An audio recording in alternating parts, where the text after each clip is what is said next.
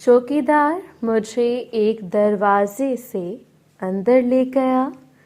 अंदर का नज़ारा बिल्कुल इस होटल की तरह था जहां हम कल रह कर आए थे। चौकीदार मुझे एक साइड पर एक बड़े सारे कमरे में ले गया और मुझे सोफे पर बैठने को कहा और बोला, मैडम का यहीं इंतज़ार करना, वो यहीं आ जाएंगे। ये बात करके चौकीदार चला गया और मैं बैठकर ड्राइंग रूम को देखने लगा, जो काफ़ी बड़ा था और बहुत कीमती फर्नीचर और दूसरी डेकोरेशन की चीज़ें थीं।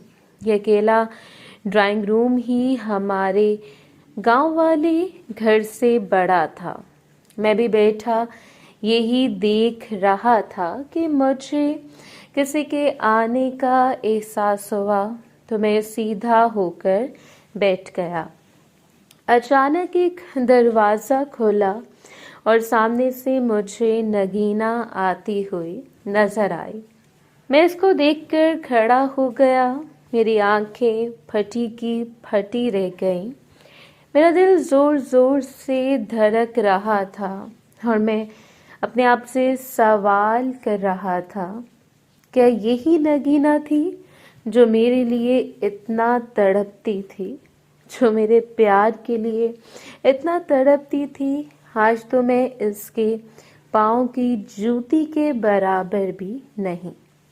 पता नहीं अब मुझसे पहले जैसे बात करेगी या नहीं। नगीना ने नाइट सूट पहना हुआ था, जो डार्क रेड कलर का सिल्की सूट था और इसके बाल खुले हुए थे जिनसे पानी टपक कर इसके सूट के ऊपर गिर रहा था। जैसे ही वो ड्राइंग रूम में आई तो ड्राइंग रूम के अंदर एक अजीब सी खुशबू फैल गई और ये खुशबू मेरे अंदर समाने लगी। मैंने खुद भी बाहर के परफ्यूम इस्तेमाल किए थे, लेकिन ऐसा परफ्यूम मैंने कभी नहीं लगाया था और ना ही कभी मैंने इसकी खुशबू सूंघी थी। नगीना चलकर मेरे पास आई और इसने मुझे बैठने को कहा और वो मेरे सामने सिंगल सोफे पर बैठ गई और अपनी टांग के ऊपर टांग रख ली। वो बिल्कुल एक महारानी की तरह लग रही थी। मुझे देखकर बोली, कैसे हो? यहाँ आने में कोई प्रॉब्लम तो नहीं हुई? मैंने मुस्कुराकर कहा, नहीं, प्रॉब्लम तो नहीं हुई, लेकिन जब मैं तुम्हारे बंगले को ढूंढ रहा था तो गली में एक चौकीदार ने मुझे शक की निगाह से रोक लिया और पूछने लगा, ऐसे क्या घूर घूर कर देख रहे हो?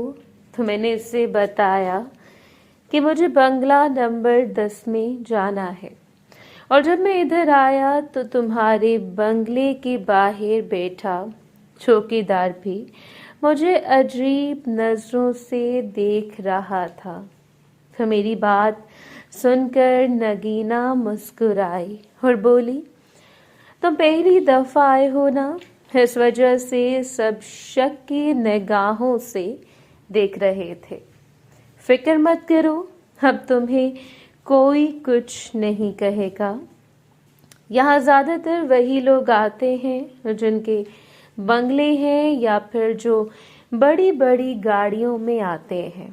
मैंने कहा, हाँ तुम ठीक कह रहे हो, यहाँ हर बंगले के बाहर और अंदर तकरीबन 2-2 गाड़ियाँ खड़ी हैं।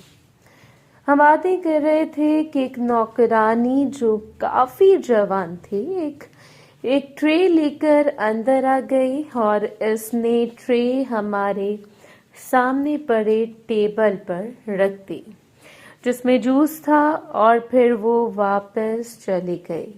मैंने कहा, वैसे तुम बहुत लकी हो। नगीना मुस्कुरा कर बोली, क्यों? तुम्हें ऐसा क्यों लगा? मैंने कहा, क्योंकि तुम्हारी शादी ऐसी जगह पर हुई है। तो वो मुस्कुरा कर बोली, क्या फ़ायदा इतने अमीर होने का जब दिल का सुकून ही मयस्सर ना हो।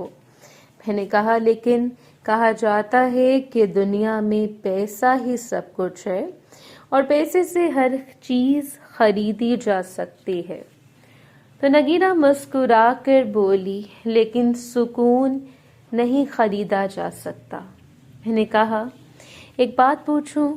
तो वो मुस्कुरा कर बोली, तुम्हें पूछने की ज़रूरत नहीं। हम जैसे पहले दोस्त थे वैसे ही हम एक दूसरे से बात कर सकते हैं। मैंने मुस्कुरा कर कहा, मैं तो सोच सोच कर बोल रहा हूँ, कहीं तुम्हें मेरी कोई बात बुरी ना लग जाए। तो वो बोली, नहीं, मुझे तुम्हारी कोई बात बुरी नहीं लगती। वो हसरत भरी निगाहों से मेरी तरफ देख रहे थे। फिर उसने मुझे जूस का ग्लास उठाने को कहा और खुद भी इसने ग्लास उठा लिया। मैंने कहा, तुम्हारी शादी इतने अमीर शख्स से कैसे हुई? तो मेरी बात सुनकर वो मुस्कुराई और बोली, तो मैं इसको पसंद आ गई थी। इसने मेरे घर रिश्ता भेज दिया और ये सब कुछ देखकर मेरे घर वालों ने 1 मिनट से पहले रिश्ते के लिए हाँ कर दी। मैंने एक दफ़ा फिर ड्राइंग रूम देखा और कहा, हाँ करनी भी चाहिए थी, आखिर कमी क्या थी? मैंने कहा, लेकिन इसने तुम्हें कहाँ देखा? तो नगीना बोली, मैं कॉलेज से घर आ रही थी और वो अपनी गाड़ी में किसी मीटिंग में जा रहे थे जब इनकी नज़र मुझ पर पड़ी और बस इन्होंने फैसला कर लिया कि वो मुझसे शादी करेंगे। मैंने इधर देखा और कहा, क्या तुमने इनकी पिक्चर नहीं लगाई? तो नगीना ने अपना जूस वाला ग्लास नीचे रखा और उठकर एक अलमारी के पास गई और अलमारी खोलकर इसने एक तस्वीर बाहर निकाली जो फ्रेम में लगी हुई थी और वो चलकर मेरे पास आई और वो फ्रेम इसने मुझे पकड़ाया। मैंने भी वो फ्रेम पकड़ लिया और दोबारा वो सोफे पर बैठ गई और बोली, ये मेरा शौहर है। मैंने देखा इसका शौहर न ज़्यादा बूढ़ा था और ना ही जवान था। वो कोई 40-45 साल की उम्र का आदमी था, लेकिन देखने में नौजवान ही लग रहा था क्योंकि इसने अपने आप को काफ़ी फिट रखा हुआ था। मैंने कहा, तुम्हारा शौहर तो काफ़ी उम्र का है, क्या तुम्हारे घर वालों ने ये नहीं देखा? तो वो बोली, इनकी आंखों पर दौलत की पट्टी बंधी थी। मैंने कहा, क्या तुम्हारे घर वाले भी तुम्हारे साथ ही रहते हैं? तो वो बोली, नहीं, मेरे शौहर ने इनको अलहदा घर लेकर दिया है। मैंने कहा, तुम्हारा शौहर करता क्या है? वो बोली, इनका होटल का बिजनेस है जो पूरी दुनिया में फैला हुआ है और वो ज़्यादा देर बाहर ही रहते हैं, साल में सिर्फ चंद हफ्तों के लिए आते हैं। मैंने कहा, वो अपनी खूबसूरत बीवी से इतनी देर दूर कैसे रह लेता है? तो नगीना मुस्कुरा कर बोली, इसको वहाँ गोरी मेमे मयस्सर हैं, तो बीवी कहाँ से याद आएगी? और हो सकता है इसने वहाँ भी कोई रखी हो। मैंने कहा, क्या इसने तुमसे कभी जिक्र नहीं किया? नगीना बोली, नहीं, मुझे पूछने की इजाज़त नहीं है क्योंकि इसने ये सारी बातें शादी से पहले की थी कि मैं ना ही कभी इसके घर बार के बारे में और ना ही कभी इसकी बाहर की ज़िंदगी के बारे में इससे सवाल करूंगी और बदले में मुझे वो दुनिया की हर आसाइश देगा। नगीना की ये बात सुनकर मैं चुप हो गया। तो नगीना खड़ी हुई और बोली, मेरे साथ आओ, मैं तुम्हें अपना बंगला दिखाती हूँ। मैं उठकर इसके साथ चल पड़ा। हम लोग ड्राइंग रूम से निकलकर एक लॉन्च में आ गए जहाँ पर काफ़ी सोफे लगे हुए थे और लॉन्च के दोनों तरफ से सीढ़ियाँ ऊपर जा रही थीं। सीढ़ियों के साथ ग्रिल लकड़ी की लगी हुई थी। तो नगीना सीढ़ियाँ चढ़ने लगी और मैं भी इसके पीछे पीछे सीढ़ियाँ चढ़ने लगा। नगीना बोली, मेरा कमरा ऊपर है और ये सब नीचे बैठने के लिए है और इर्द गिर्द जितने भी कमरे हैं ये सब मेहमानों के लिए हैं। और फिर हम ऊपर आ गए। चंद कमरे छोड़कर नगीना एक कमरे में दाखिल हुई। ये दरवाज़ा लकड़ी का बना हुआ था जिसके बीच में शीशे लगे हुए थे। नगीना दरवाज़ा खोलकर अंदर गई और मुझे भी अंदर आने को कहा। मैंने कहा, तुम्हारे नौकर नज़र नहीं आ रहे? तो वो बोली, वो अपने क्वार्टर में है। मुझे जब ज़रूरत होती है मैं इनको बुला लेती हूँ। जैसे ही मैं अंदर गया तो दरवाज़ा खुद ब खुद बंद हो गया। एक पल के लिए मुझे घबराहट हुई, कहीं मैं फंस तो नहीं गया। कमरे के चारों तरफ पर्दे लगे हुए थे और कमरे में मध्यम सी रोशनी थी और बेड देखकर तो मेरे 14 तबक रोशन हो गए। ऐसा बेड मैंने पहले कभी अपनी जिंदगी में नहीं देखा था। कमरा भी बहुत बड़ा था। नगीना बोली, ये है वो कमरा जहाँ मैं अकेली रहती हूँ। मैंने मुस्कुरा कर कहा, तुम्हारा तो ये पूरा बंगला है, तुम जहाँ चाहो रह सकती हो। नगीना बोली, लेकिन मैं ज़्यादातर यहीं रहती हूँ। मैंने कहा, क्या तुम बाहर आती जाती नहीं हो? तो नगीना बोली, जब कोई काम हो तो चली जाती हूँ। मैंने कहा, तुम्हारे घर वाले तुमसे मिलने नहीं आते या तुम इनके पास नहीं जाती? नगीना बोली, इनका जब दिल चाहे आ जाते हैं, लेकिन वो यहाँ रह नहीं सकते और मैं भी कभी कभार इनसे मिलने चली जाती हूँ और मैं भी वहाँ रह नहीं सकती। ये सब बातें हमारी शादी से पहले तय हुई थी। मैंने कहा, फिर तुम अकेली कैसे रह पाते हो? कौन है जो तुम पर नजर रखता है, जो तुम्हारे शौहर को तुम्हारी तमाम हरकतों के बारे में बताता है? तो नगीना बोली, कोई भी नहीं है। मेरा खुद ही दिल करता है अपने घर वालों से।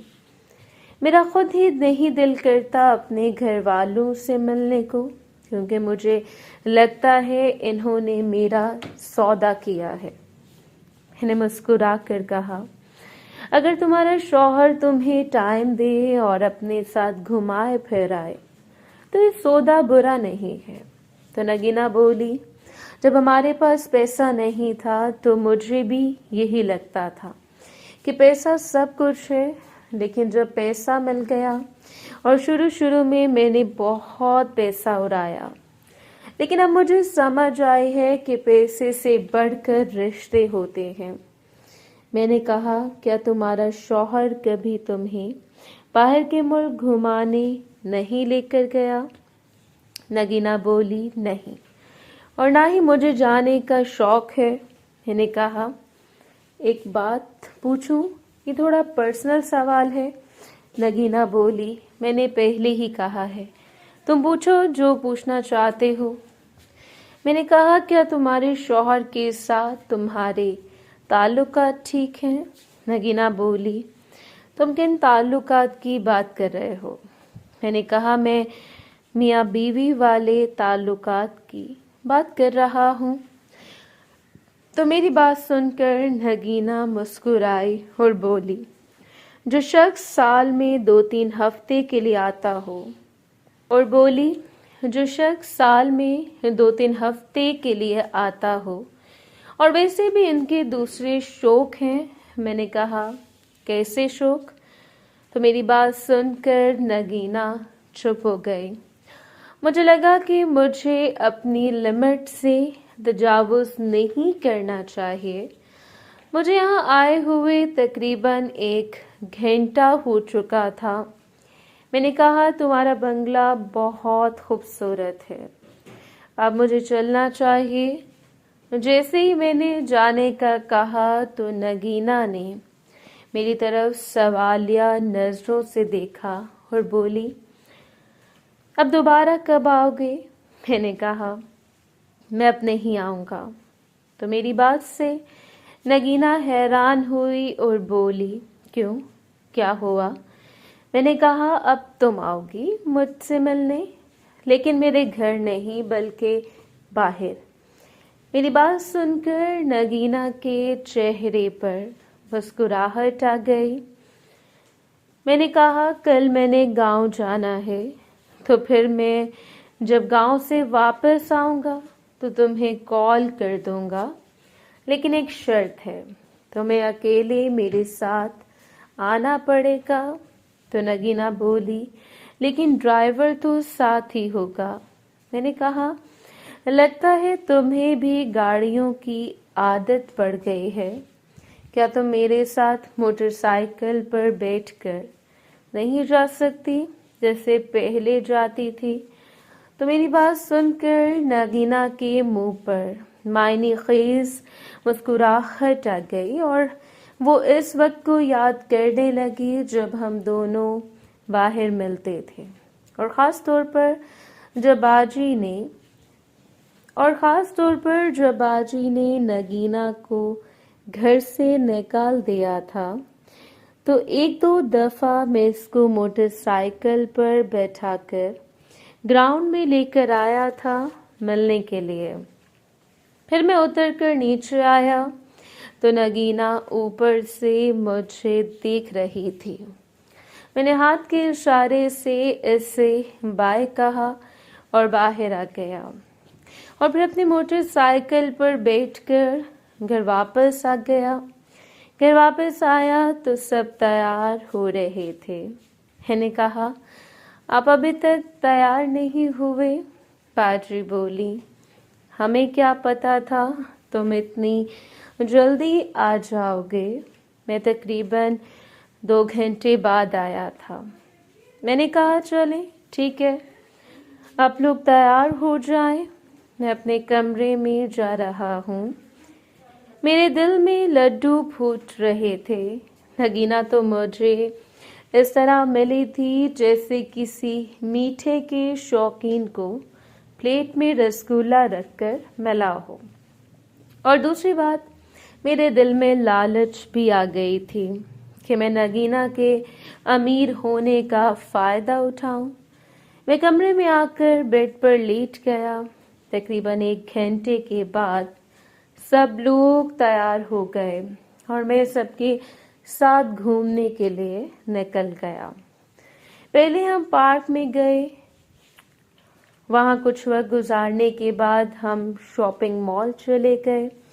वहाँ से हमने सबके लिए शॉपिंग की। उस्मा ने रेहाना, मोना और शाजिया के लिए भी शॉपिंग की।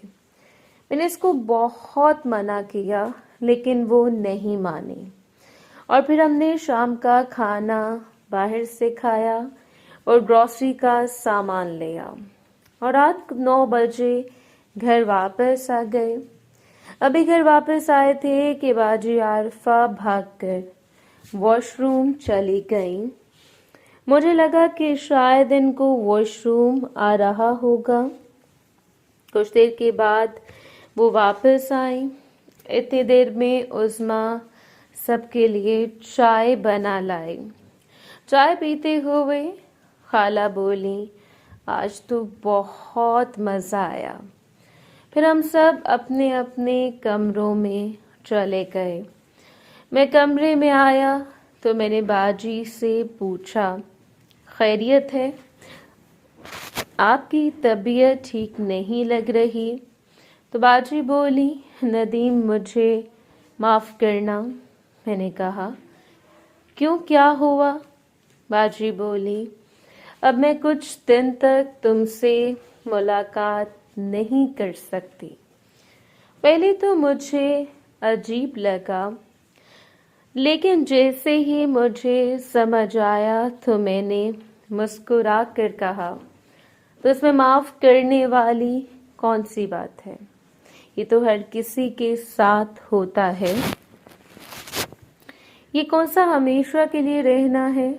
जब तक मैं गांव से वापस आऊंगा तब तक ये खत्म हो जाएगा।